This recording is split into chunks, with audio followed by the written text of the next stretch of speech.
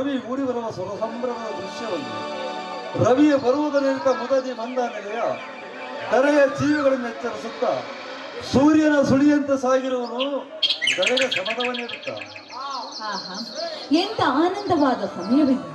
ಈ ಸಂತೋಷ ಎನ್ನುವ ಸಾಗರದಲ್ಲಿ ಈ ನನ್ನ ಮನಸ್ಸು ಒಳಗೆ ತೇಲುತ್ತಿರುವುದು. ಅಲ್ಲಿ ನೋಡಿ, ಆ ವನ್ಯರಾಣಿಯು ಕೂಡ ಪುನಃ ಗ್ರಹಣೆ ಮಾಡಲು ತನ್ನಷ್ಟಕ್ಕೆ ತಾನೇ ಹೊಂಟಿರುವಳು. ತನ್ನಷ್ಟಕ್ಕೆ ತಾನೇ ತೊಡಕುಗಳನ್ನ ಧರಿಸಿಕೊಂಡು ತನ್ನಷ್ಟಕ್ಕೆ ತಾನೇ ಶೋಭಿಸುತ್ತಿರುವಳು. ಗಮಿಸುವ ಪುಷ್ಪಗಳ ಕಂಪು, ಮುಗಲಿಗೆ ಮುತ್ತು ಕೊಡುವ ಸ್ವಾರ್ಥೆಯನ್ನಿಟ್ಟು ಬೆಳೆದ ಮರಗಳ ಸೊಂಪು, ಅದೇ ಮರವನ್ನು ಆಶ್ರಯಿಸಿದ ಬಳ್ಳಿ, ಸತಿಪತಿಗಳ ಪ್ರೇಮ ಲಿಂಗನವನ್ನು ತಂದುಕೊಡುವ ಸೊಂಪು. ಆಹಾ, ಸುಮಧುರವಾದ ಆ ಕೋಗಿಲೆಯ ಕುಹು ಕುಹು ಗಾನ ನೋಡುವರ ಕಣ್ಣಿಗೆ ಅಬ್ಬದೂಟವನ್ನ ನೀಡ್ತಾ ಇದೆ. ಈ ಸೃಷ್ಟಿಯ ಸೌಂದರ್ಯ ಎಷ್ಟು ನೋಡಿದರೂ ಸಾಕೆನ್ನಲದು ಅಂತಾರ್ಯ. ಸ್ವಾಮಿ, ಏನು ನೋಡಿ, ನಿರಂತರವಾಗಿ ಒಂದೇ ಬಾಳನ್ನ ಸಾಗಿಸುವುದಕ್ಕಿಂತ ಕ್ಷಣ ಕ್ಷಣಕ್ಕೂ ಬದಲಾಗುವ ಈ ಬಾಳನ್ನ ಬಯಸುವುದು ಬಾಳೆ ಬಂಗಾರ. ಅರಿತು ನಡೆದರೆ ಬಂಗಾರ, ಮರೆತು ನಡೆದರೆ ಅಂಗಾರ.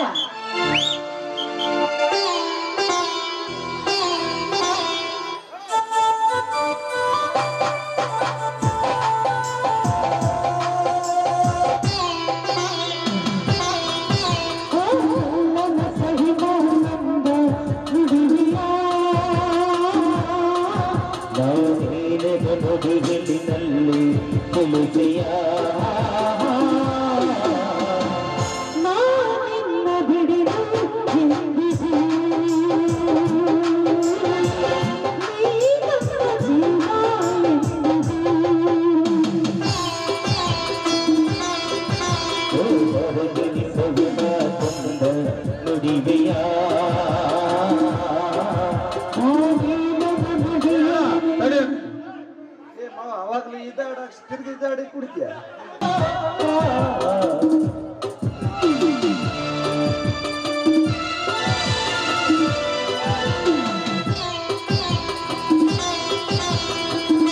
ಆಲೋಚನೆ ಕಲೆತಂತೆ ಮನಸ್ಸು ಮನಸ್ಸು ಕಲೆತಾಯ್ತು, ಬದುಕಲ್ಲಿ ಹರುಷ ತುಂಬಿತು.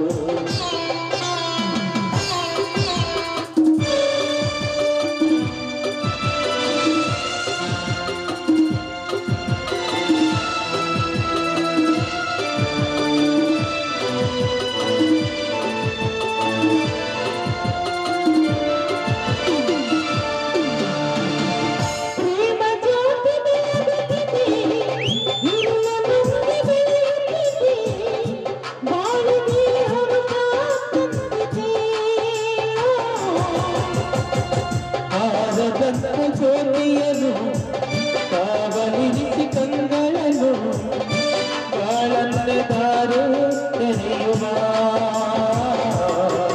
ನಾವೆಂದೆಂದು ಈ ಒಂದಾಗಿ ಆನಂದ ಹೊಂದುವ.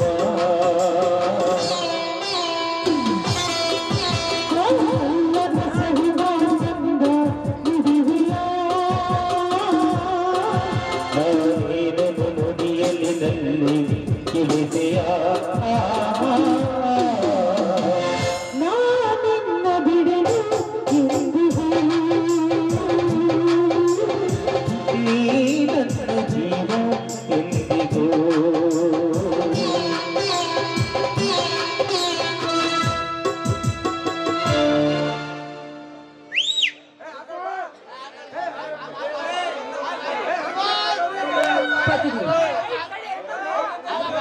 ಪತಿದೆ, ಈ ಶೃಂಗಾರವನ್ನ ಸವಿದಂತೆ ಮತ್ತೆ ಇನ್ನೊಂದು ಮಾತು ಪೂರ್ಣವಾಗಲಿಲ್ಲ. ಈ ವಸಂತ ಕಾಲದಲ್ಲಿ ಆದ ನೀಲಿಯ ಆಕಾಶದಲ್ಲಿ ಶಿಶು ಚಂದ್ರಮನು ಉದಯಿಸುವ ಕಾಲವಿದೆ. ಸನ್ನಿಹಿತವಾಗಿದೆಯಲ್ಲ, ಸಂತೋಷ. ಶೃಂಗಾರ ಸಾಗಲಿ.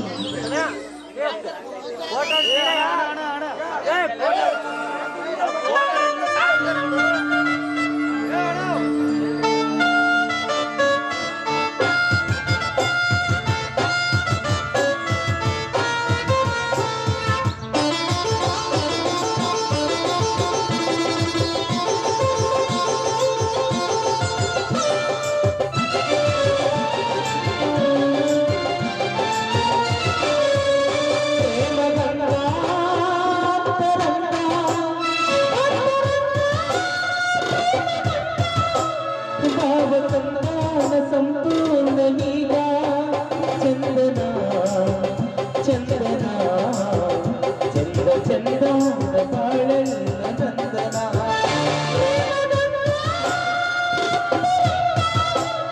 ಅಂತರಂಗ ಪ್ರೇಮಗಂಗ ಭಾವ ಸಂಧಾನ ಸಂಪೂರ್ಣ ಈಗ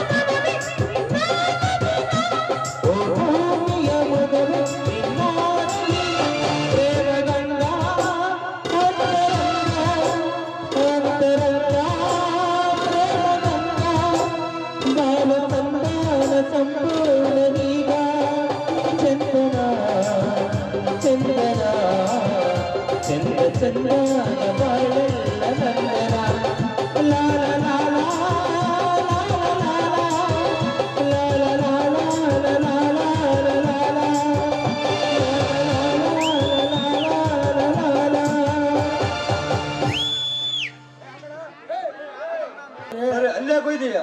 ಅಲ್ಲಿ ಹೆಂಗಸರು ಭಾವಚಿತ್ರ ಬಂದಿರ್ತೀರಿ ಅಲ್ಲಿ ನೋಡ್ಕ ಅಂತ ನಿಂತಿದ್ರಿ.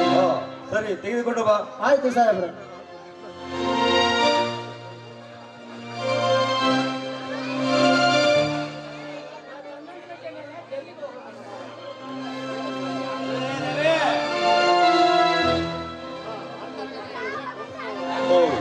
ಇದು ಇಂದು 11 ಗಂಟೆ ಮೇಲೆಗೆ ನಾನು ದೆಹಲಿಗೆ ಹೋಗಬೇಕಾಗಿದೆ. ಯಾಕ್ರಿ ಅಪ್ಪ ಬಹಳ ದೂರ ಹೊರಟಿರಲ್ಲ? ದೆಹಲಿಯಲ್ಲಿ ನಡೆಯಲಿರುವ ರೈತ ಪರಿಷತ್ತಿಗೆ ನಮ್ಮ ಜಿಲ್ಲೆಯಿಂದ ನನ್ನನ್ನು ಪ್ರತಿನಿಧಿಯಾಗಿ ಆರಿಸಿದ್ದಾರೆ. ಪರಿಷತ್ತು ಏನ್ ಗಮ್ಮತ್ತು ನಮ್ಗೆ ಏನ್ ತಿಳಿಬೇಕ್ರಿ? ನಮ್ಗೆ ಏನ್ ಕೆಲಸ ಹೇಳಿದ್ದವ್ ನಾನು ಹೋಗ್ತೀನಿ. ಸರಿ, ನನ್ನ ಬೆಟ್ಟಿಂಗ್ ಸಜ್ಜಗೊಳಿಸು. ಆಯ್ತು ಯಾರಪ್ಪ.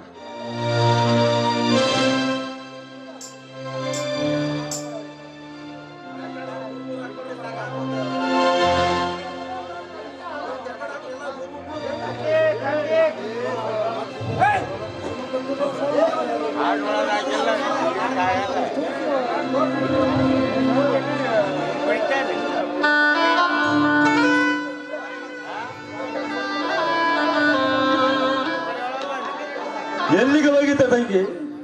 ಛೇ, ಮನೆಯಿಂದ ಬಂದರೆ ಸಾಕು, ಎಲ್ಲಿಗೆ ಹೋಗಿದೆ, ಯಾಕೆ ಹೋದೆ, ಇದೇ ಆಯ್ತು ನಿಮ್ದು. ಛೀ, ಲಲಿತ, ನನ್ನ ಕಣ್ಣಲ್ಲಿ ಹಣ್ಣು ಉಂಡಲೆಯಲು ನೀನಲ್ಲ ಚಿಕ್ಕವಳು.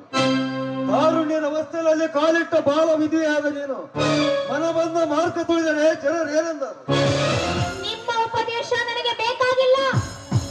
ನಿನ್ನ ಮನಕ್ಕೆ ಅಪರಾಧವಾಗಿ ಕಾಣುತ್ತಿದ್ದರೂ ಜನಕ್ಕೆ ಅಪರಾಧವೆನಿಸುವುದು. ಪತಿ ತೀರಿದ ಬಾಲ ವಿಧಿಯನ್ನು ಮನೆಯಲ್ಲಿಟ್ಟುಕೊಂಡು ಸ್ವಇಚ್ಛೆಯಾಗಿ ತಿರುಗಲು ಬಿಟ್ಟಿರುವೆನೆಂದು ಜನರಾಡುವ ನುಡಿಗಳು ನನ್ನ ಎದೆಯನ್ನು ನಿರಿತಿವೆ ಕೊರಸಿಗಳಾಗಿ. ಲಲಿತಾ, ನೀನು ಶ್ರೇಷ್ಠ ವಂಶದವಳು, ಮೇಲಾಗಿ ಮಾನ ಮರ್ಯಾದಸ್ಥ ಅಣ್ಣನ ತಂಗಿ.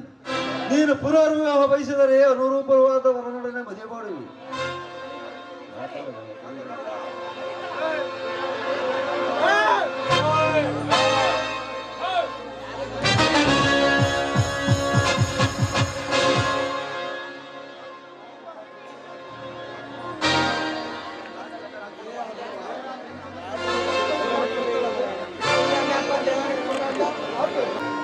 ಶೋಚಾಚಾರದ ಇವಳ ವರ್ತನೆಯನ್ನು ನನ್ನ ಮರ್ಯಾದೆಯ ಮಾಲಿಗೆಯಲ್ಲಿ ವಶಿತಗೊಳ್ಳುವುದು ತಿಳಿಯಲಾಗಿದೆ.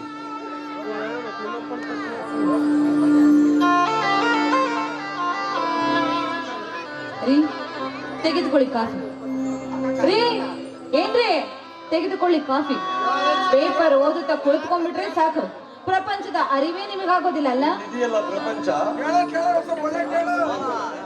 ನಾನು ಕೇಳಿದ್ದು ಪುಟ್ಟಣ್ಣನ ಪ್ರಪಂಚವಲ್ಲ, ನಾನು ಕೇಳಿದ್ದು ಪರಮಾತ್ಮನ ಪ್ರಪಂಚ.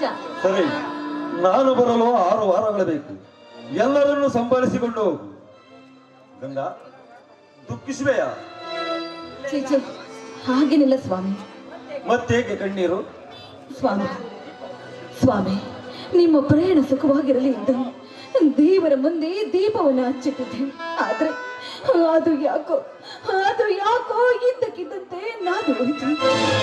ಅಯ್ಯೋ ಹುಚ್ಚಿ, ಆಕಸ್ಮಿಕವಾಗಿ ಬೀಸಿದ ಗಾಳಿಗೆ ದೀಪ ನಂದಿದರೆ ಇಷ್ಟೊಂದು ವಿಕಲ್ಪನೆಗಾಸವಾದ ಕೊಡಬೇಕೆ? ಗಣೇಶ,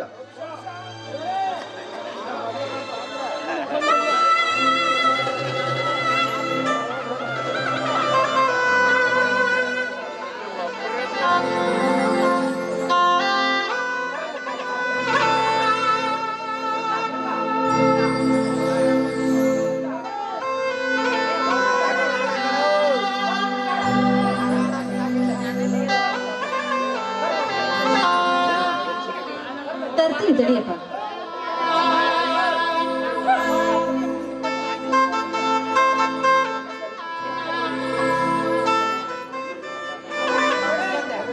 ಈ ಪತ್ರ ಎಲ್ಲಿಂದ ಬಂದಿದೆ? ನಿನ್ನ ಅಣ್ಣನಿಂದ, ಅನಂತಪುರದಿಂದ. ಏನಿಂದ ಬಂದಿದ್ದಾನೆ?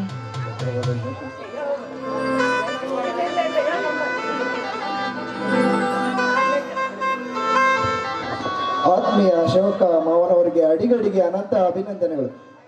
ಈ ಪರದೇಶಿಯನ್ನು ಮರೆಯದೆ ತಮ್ಮ ಹಾಗೂ ತಂಗಿ ಯೋಗಕ್ಷೇಮ ಕುರಿತು ಆಗಾಗ ಕಾಗದ ಬರೆಯುತ್ತಲಿರಬೇಕು. ತಾವು ತಿರುಗಿ ಹೋದ ಮರುವಾರದಲ್ಲಿ ಅತಿವೃಷ್ಟಿಯಿಂದ ನಮ್ಮ ಮನೆ ಪೂರ್ಣ ಬಿದ್ದು ಹೋಗಿದೆ. ಅಂದಿನಿಂದ ಸಾಹುಕಾರ ಧನರಾಜರಲ್ಲಿ ಆಶ್ರಯ ಹೊಂದಿ ಅವರ ಮಿಲ್ಲಿನಲ್ಲಿಯೇ ಕ್ಲರ್ಕ್ನಾಗಿ ಸೇವೆ ಸಲ್ಲಿಸುತ್ತಿದ್ದೇನೆ. ಇದಕ್ಕೆಲ್ಲ ತಮ್ಮ ಆಶೀರ್ವಾದ ಬಲವೆಂದು ಬೇರೆ ಬರೆಯಬೇಕಿಲ್ಲ. ಆಗಾಗ ತಂದೆಯ ಸ್ಮರಣೆಯಾಗಿ ದುಃಖ ಮರುಕಳಿಸುತ್ತಿದೆ. ಆದರೇನು, ಬಾಳಿನ ಹಾದಿಯಲ್ಲಿ ವಿಧಿ ಕಟ್ಟಿ ಕಳಿಸಿದ ಬುತ್ತಿಯನ್ನು ಉಡಲೇಬೇಕು. ತಂಗಿ ಗೌರೀಶ ಹಾಗೂ ಶರತ್ತರಿಗೆ ವಂದನೆಗಳು.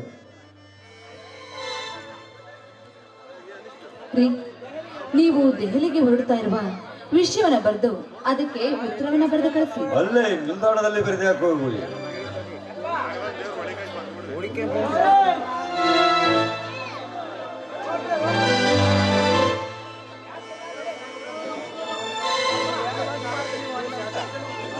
ಹೇಳ್ರಿ ಅಪ್ಪ, ಬಳ್ಳಿಗೆ ಹೋಯ್ದು ಬಂದಿನ್ರಿ ಅಪ್ಪ.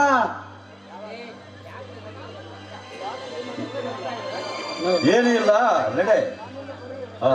ನಾನಿನ್ನು ಒಯ್ದು ಬರಬೇಕು. ಸ್ವಾಮಿ, ಪ್ರಯಾಣದಲ್ಲಿ ಜೋಕೆ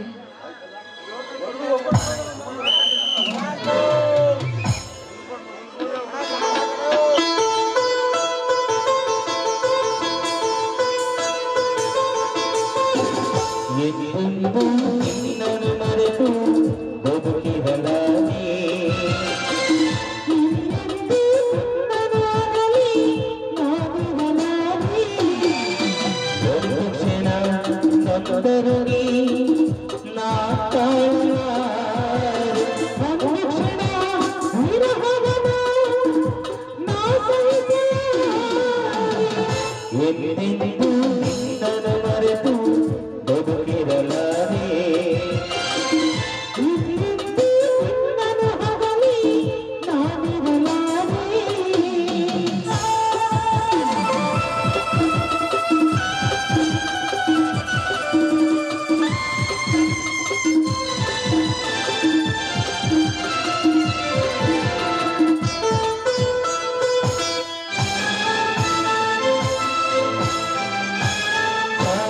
ಹುಣ್ಣಿಮೆ ಕಂಡು ಹೊಕ್ಕುವ ಪ್ರೀತಿ ನಿನ್ನನ್ನು ಕಂಡ ದಿನವೇ ಹೊಮ್ಮಿತು ಪ್ರೀತಿ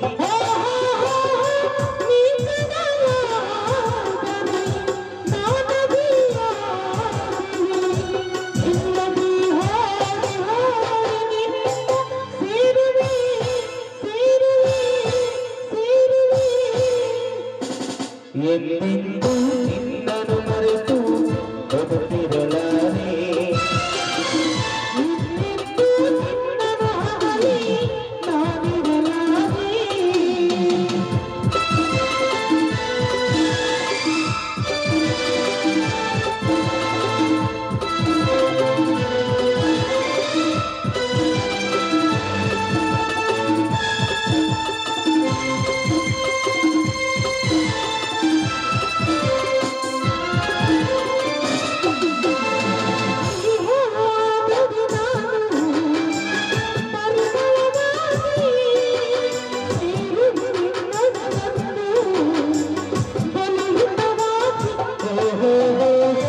ನೀನು ನೀಲಾದರೆ ನಾನದಿಯಾಗುವೆ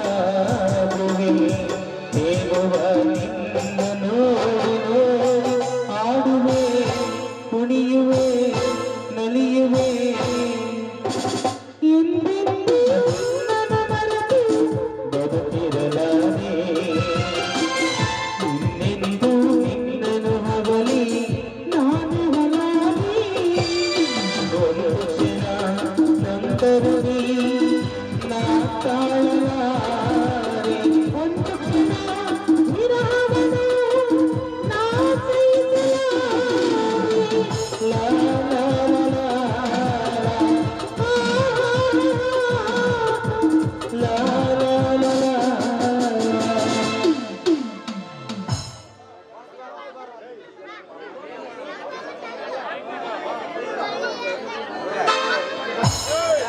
ಸರಿ ಸರ್, ನೀವಿನ್ನ ಹೋಗಿ ಬನ್ನಿ.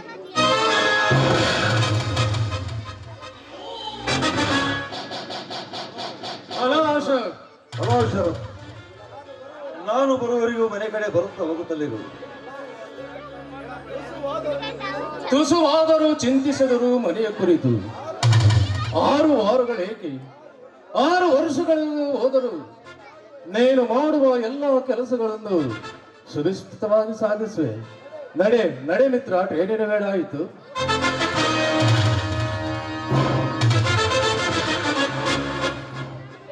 ಅಯ್ಯೋ ದೇವರೇ, ಇಂದೇಕೋ ನನ್ನ ಹೃದಯದಲ್ಲಿ ಇದೇಕೋ ತುಂಬ ಸಂಕಟವಾಗ್ತಾ ಇದೆ, ತುಂಬ ನೋವಾಗ್ತಾ ಇದೆ.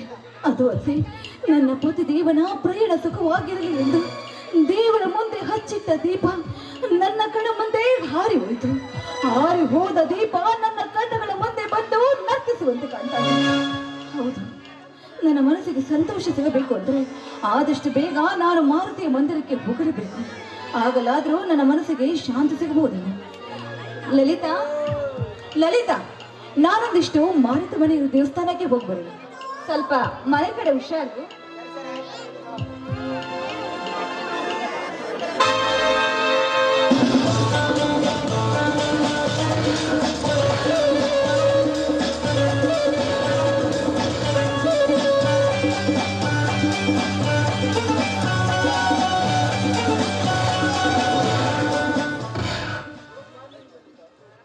Good morning Lalitha. ನಿಮ್ಮ ನಿರೀಕ್ಷಣೆಯಲ್ಲೇ ಇರುವೆ, ಬನ್ನಿ. ನಿರೀಕ್ಷಣೆ ನಿರಾರ್ಥಕವಾಗಲಿಲ್ಲ. ಇಷ್ಟೇಕೆ ವಿಳಂಬ? ಟ್ರೈನ್ ಲೇಟ್ ಇತ್ತು. ಲಲಿತಾ, ನಿಮ್ಮ ಅತ್ತಿಗೆ ಕಾಣಿಸುವುದಿಲ್ಲವಲ್ಲ? ನಮ್ಮ ತೋಟದ ಮಾರುತಿ ಮಂದಿರ ದೇವಸ್ಥಾನಕ್ಕೆ ಹೋಗಿದ್ದಾಳೆ. ಬಯಸಿದ ಹಣ್ಣು ಬಾಯಿಗೆ ಬೀಳಲು ಇಂದು ಒಳ್ಳೆಯ ಸಮಯ. ಹಾತೊರೆತಿದೆ ನಿಮ್ಮ ಸಮ್ಮಿಲನಕ್ಕಾಗಿ.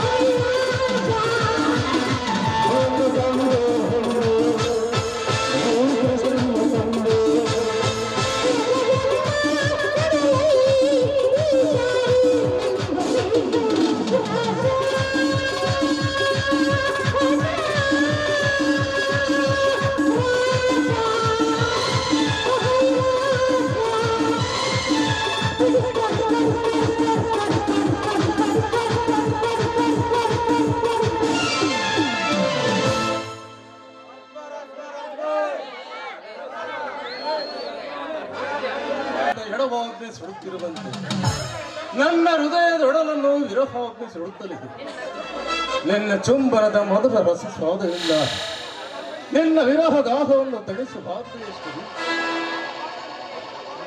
ನನ್ನ ಬಾಳಿನ ಬಾನಿನಲ್ಲಿ ನೇಸರು ನೀವು. ಕರ್ಗತ್ತಲೆ ಆಗಿದ ಈ ನನ್ನ ಬಾಳಿಗೆ ಬದುಕು ನೀಡಲು ಬಂದಿದ್ದೀರಾ. ನಿಮ್ಮಿಂದಲೇ ನನ್ನ ಸೌಭಾಗ್ಯ. ನೀವೇ ನನ್ನ ಬಾಳಿನ ಭಾಸ್ಕರ. ಇದು ನನ್ನ ಪ್ರತಿಕೂಲ. ಲಲಿತಾ, ಮುಂದೆ ಕೈ ಚಾಚು. ಪುನಃ ಪ್ರಾಣಿಗಾಣವೆಂದು ಪ್ರಣಯಲಿ ಬಹಿರಂಗವಾಗಿ ನಮ್ಮಿಬ್ಬರ ಮದುವೆ ಆಗದಿತ್ತು. ಹೃದಯ ಮಂದಿರದಿ ಎಂದೋ ಆಗಿ ಹೋಗಿತ್ತು. ಹೇಗಿದ್ದು ಸಂಕೋಚ ಏಕೆ? ಹಾಗಾದ್ರೆ ಎಲ್ಲಿವರೆಗೂ ನಮ್ಮ ಈ ಭಯದ ತೆರೆಮೆರೆಯ ಆಟ? ನಿನ್ನ ಅಣ್ಣ ಅತ್ತಿಗೆ ಅಸಲಿಗೆ ತನಕ ಇದಕ್ಕೆ ಪರಿಹಾರ ಮಾರ್ಗ? ಕೇಳು ಕೇಳು.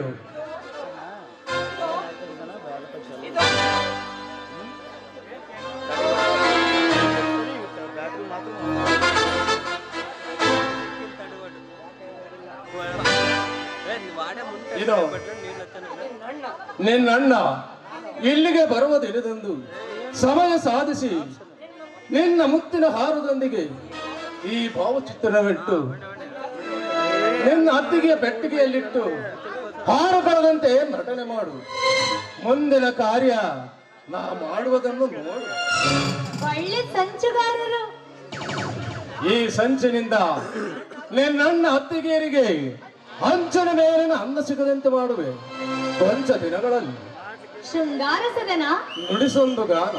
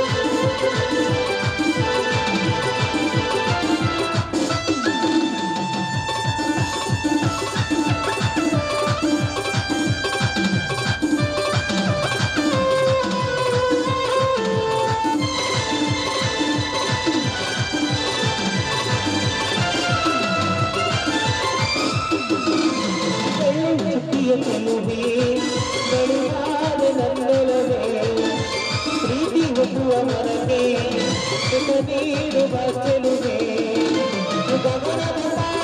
ತಿಳಿದು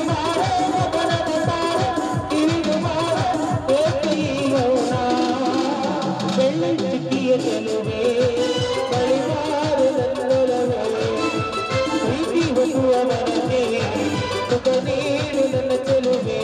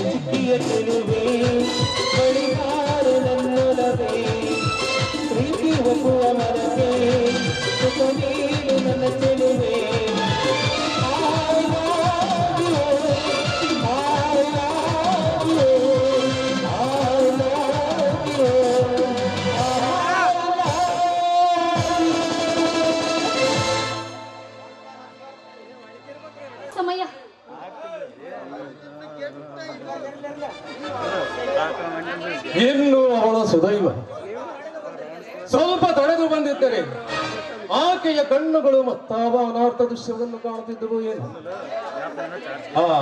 ಲಲಿತಾ, ಟೈಮ್ ಆಯಿತು, ನಾನಿನ್ನು ಬರುತ್ತೇನೆ.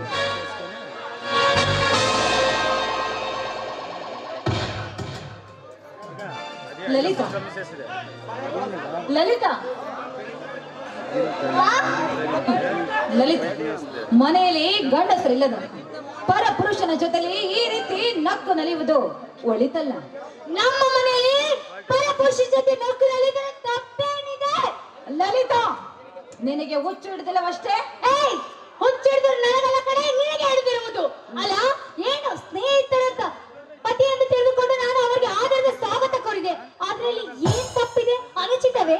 ಛೀ, ನೀನು ಮಾತನಾಡ್ತಿರುವುದು ಅತಿರೇಕ, ನೀನು ನಡ್ಕೊಳ್ತಾ ಇರುವುದು ಅನುಚಿತ. ಬಾಯಿಗೆ ಬಂದಂತೆ ಅರ್ಚತಿರೋ. ನಾನು ಅರಚಿ ಮಾತನಾಡ್ತಾ ಇಲ್ಲ. ಅರಚಿ ಮಾತನಾಡಿದೆ ಆದ್ರೆ ನಿನ್ನಿಂದ ತಿಳ್ಕೊಳ್ಳುವುದು ಏನಿದೆ? ಅಣಕು ಮಾಡ್ತಾ ಇದ್ಯಾ? ಬರಲಿ ಬರಲಿ ನಮ್ಮಣ್ಣ ಮನೆಗೆ ಕಡೆ.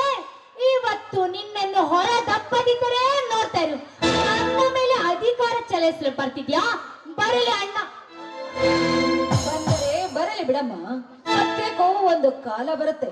ಆ ಕಾಲದಲ್ಲಿ ಸತ್ಯ ಅನ್ನೋದು ಗೆದ್ದೆ ಗೆಲ್ಲುತ್ತೆ. ಆಹಾ,